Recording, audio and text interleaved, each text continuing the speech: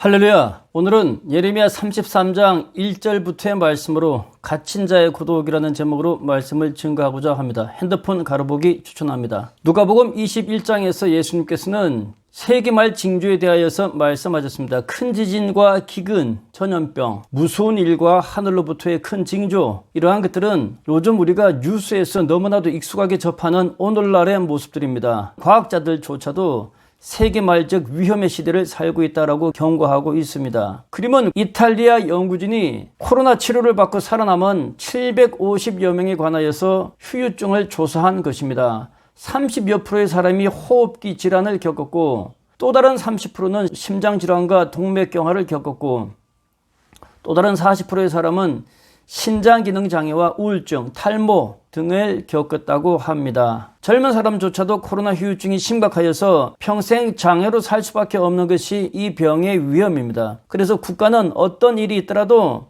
국민이 감염되지 않도록 최선을 다하고 있는 것입니다. 사진의 그림은 불붙은 성냥의 모습으로 코로나 전파와 방역의 모습을 잘 설명하고 있습니다. 우리가 겪고 있는 사회적 거리두기죠. 왼쪽은 붙어있는 성냥들이 모두 한꺼번에 불에 타버리고 말았습니다. 그런데 가운데 성냥 하나가 빠져서 충분한 거리두기를 하였을 때에 나머지 성냥들은 불에 타지 않았습니다. 그리고 이 성냥들은 제각기 하나씩 혹은 둘씩 혹은 셋씩 거리를 두고 있는 것을 볼 수 있습니다. 우리는 이 성냥들처럼 제각각 고독 혹은 고립된 모습을 지금 강요당하고 있습니다. 성경의 여러 가지 갇혀있는 모습과 고독의 모습을 한번 살펴보도록 하겠습니다.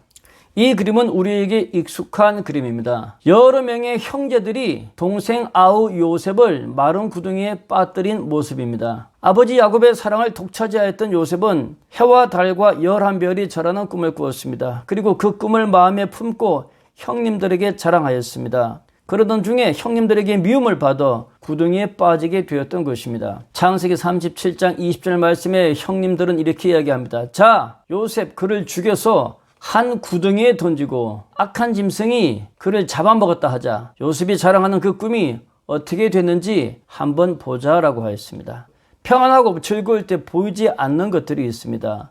고독과 외로움 속에서야 보이는 것들이 있습니다. 밝은 낮에는 별이 보이지 않습니다. 어두워져야만 별이 보입니다. 요셉은 고독과 외로움 속에서 자신의 모습과 형제들과 자신의 불화의 모습을 보게 되었습니다. 그러나 구덩이에 던져졌다고 하여서 우리는 그 꿈을 잃어서는 안 될 것입니다. 이후 계속되는 요셉의 애굽에서의 지루한 노예의 삶에서조차도 요셉은 자신이 꾸었던 꿈에 대한 소망을 한 번도 잃은 적이 없었습니다. 맹자의 고자장에는 하늘이 사람에게 큰 일을 맡기려 할 때는 먼저 큰 고난을 그에게 내려서 훈련시키고 준비한다라고 하였습니다. 오늘날 이 시대에 내린 고난은 또 다른 시대, 또 다른 세계를 준비하라고 하신 하나님의 엄중한 경고이고 준비 기간일 수도 있습니다. 요셉의 고난으로 말미암아 이스라엘 가문은 큰 환란에서 새로운 삶의 길에 역사의 변곡점에 들어서게 됩니다. 코로나 제각각의 고난을 자신에게만 제한하지 마시기를 권면합니다. 열린 세계와의 연대함을 마음에 품기를 축원합니다. 또 다른 세상과의 격리된 자의 모습은 엘리야의 모습입니다. 엘리야는 불의한 왕 아합의 시대에 홀로 맞선 사람이었습니다. 그는 대단히 고독한 삶을 살았습니다. 심지어 까마귀를 친구 삼아 살기도 하지 아니하였습니까? 그림은 엘리야가 하늘로부터 하나님의 불의 응답을 받는 장면입니다. 엘리야는 다음처럼 기도하였죠. 여호와는 내게 응답하소서. 여호와는 하나님이신 것과 주 여호와는 백성들의 마음을 돌이키심을 백성들로 알게 하소서라고 기도하였고, 이에 하나님께서는 하늘로부터 여호와의 불을 내리셨습니다. 이를 본 많은 백성들은 하나님께 돌아왔습니다.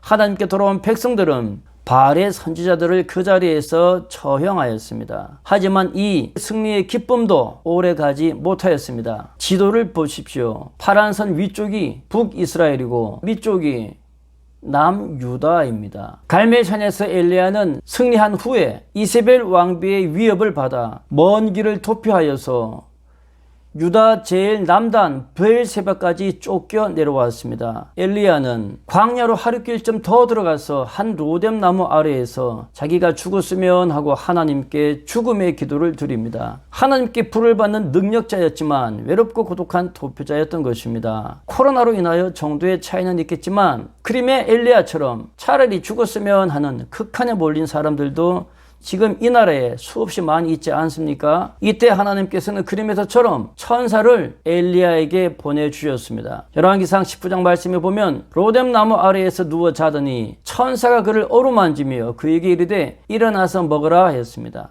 엘리야는 일어나서 먹고 마시고 다시 누웠는데 천사는 또다시 나타나서 다시 한번 그를 먹이고 주무르며 재워주셨습니다. 엘리야는 2번씩이나 천사의 위로함을 받았던 것입니다. 형편이 허락하는 대로 잘 먹고 잘 쉬고 산책하시기를 권면합니다. 형편이 더 허락하는 대로 가장 편한 사람을 찾아가서 함께 위로하시고 위로받으시길 권면합니다. 세 번째 그림은 남유다 예루살렘의 포위 장면입니다. 열왕기하 25장 이하의 말씀에 보면 바벨론 왕 느부갓네살이 그의 모든 군대를 거느리고 예루살렘을 치러 올라와서 진을 치고 주위에 토성을 쌓으며 시드기야 왕 11년까지 포위되었다라고 말씀했습니다. 날짜를 잘 헤아려 보면 시드기야 왕 9년 10월 10일부터 시드기야 왕 11년 4월 9일까지 1년 6개월 동안 예루살렘은 포위되었었습니다. 전쟁의 포위는 창설 없는 감옥과 같습니다. 외부와의 연락이 두절되고 외부로부터 식량 공급이 차단되면 마침내 성 안에서 내분이 일어납니다. 그 내분으로 말미암아 스스로 무너지고 맙니다. 우리가 겪는 사회적 거리두기 2.5단계와 3단계도 이와 비슷하지 않습니까?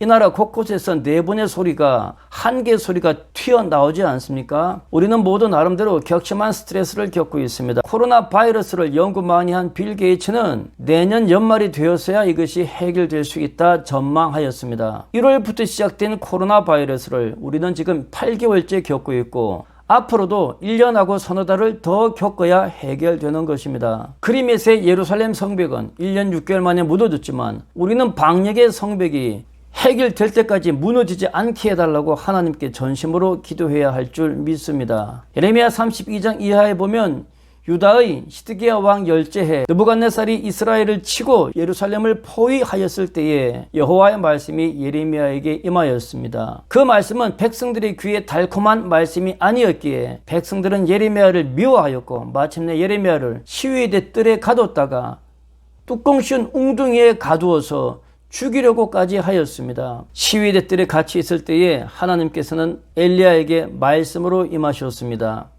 예레미야 33장 말씀에 이 일을 행하시는 여호와, 이를 만들며 성취하시는 여호와, 그의 이름을 여호와라 하시는 이가 이와 같이 이르시는도다. 너는 내게 부르짖으라. 내가 네게 응답하겠고 네가 알지 못하는 크고 은밀한 일을 너에게 보이리라 라고 하였습니다. 예레미야는 하나님이 말씀하신 대로 부르짖어 기도하였고 하나님께서는 그에게 앞으로 되어질 비전을 보여주었습니다. 기도하는 가운데 우리의 가장 큰 소망은 무엇입니까? 하나님이 우리와 함께 하신다는 것, 그것이 우리 이 땅에서의 가장 큰 소망 아니겠습니까? 뚜껑 덮인 마른 구덩이로 옮겨진 예레미야를 하나님은 버리지 아니하시고 그를 건져주시고 마침내 승리하게 해 주셨습니다. 구덩이에서 무엇을 보아야 할까요? 좌우 사방이 꽉 막힌 곳에서 우리는 무엇을 보아야 할까요? 고개를 들어 하늘을 보아야 합니다. 에스겔 말씀에 에스겔이 그발강가 사로잡힌 자 중에 있을 때에 에스겔에게 하늘이 열리며 하나님의 모습이 에스겔에게 보였다 하였습니다. 앞뒤가 막히고 좌우가 막히면 우리는 고개 들어 하늘을 보아야 하는 것입니다. 하나님으로부터 힘과 소망을 얻어야 하는 것입니다. 저마다 고립과 외로움과 고독 속에서 고개 들어 하나님을 보시기를 축원합니다. 요나는 물고기 뱃속에서 하나님께 기도하였습니다. 그가 받는 고난으로 말미암아 하나님께 불러 아뢰었다 하였습니다. 그럴 때 하나님은 요나의 기도를 들으셨고 요나가 서울의 뱃속에서 부르짖었더니 서울은 죽음의 절망 아니겠습니까? 주께서 내 음성을 들으셨나이다 라고 하였습니다. 음성을 들은 하나님께서는 물고기를 통하여서 요나를 토하게 하셨습니다. 물고기 뱃속에서 토하여진 요나처럼 절망과 고독과 아픔과 외로움으로부터 해방되시기를 축원합니다. 고개를 드십시오. 마음을 하나님께 두십시오. 로뎀 나무 아래에 엘리야를 찾은 천사처럼 함께 위로하고 위로받으십시오. 물고기 뱃속 같은 세월의 요나처럼 시위대 뜰에 갇힌 예레미야처럼 하나님께 부르짖으십시오. 하나님께서는 복된 비전과 힘을 고독 속에 외로움 속에 허락하여 주시리라 믿습니다. 감사합니다.